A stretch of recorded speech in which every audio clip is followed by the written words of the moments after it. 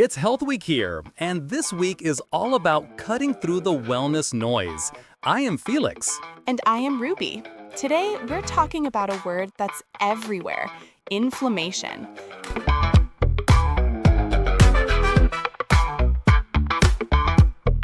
It's often treated as the villain in a lot of health advice, something we should always be trying to reduce or eliminate. That's right. But the truth is, inflammation is one of the body's most essential defense mechanisms. It's not inherently bad. In fact, it's crucial for healing. Exactly. Think about what happens when you get a small cut. The area gets red, a little warm, maybe a bit swollen. That's inflammation in action. It's your immune system rushing to protect and heal the injury. And that brings us to the main goal of today's episode. We want to clarify a common misunderstanding. The single word inflammation is used to describe two very different things.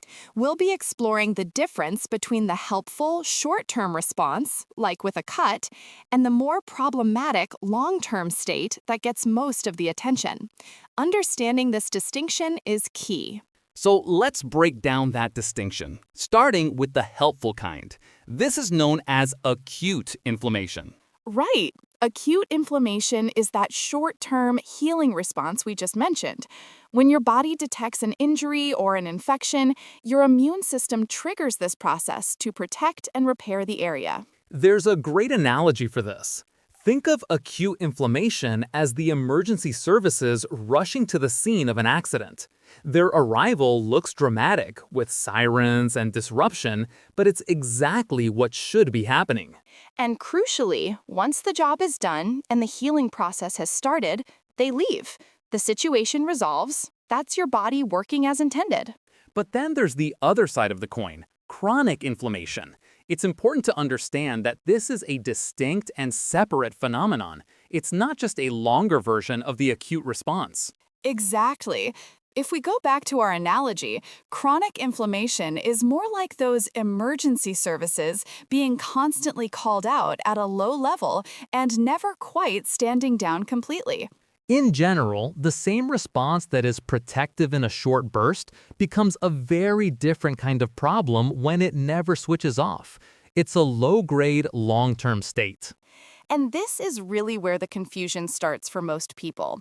There's a common misconception that all inflammation is bad and something we should try to get rid of. That's right. This idea is everywhere in wellness marketing, which almost always presents inflammation as a villain. But this view collapses two very different things into one. Exactly. The popular inflammation is the enemy, make everything anti-inflammatory framing is misleading because it completely misrepresents the healthy, necessary version. It ignores the vital role of acute inflammation.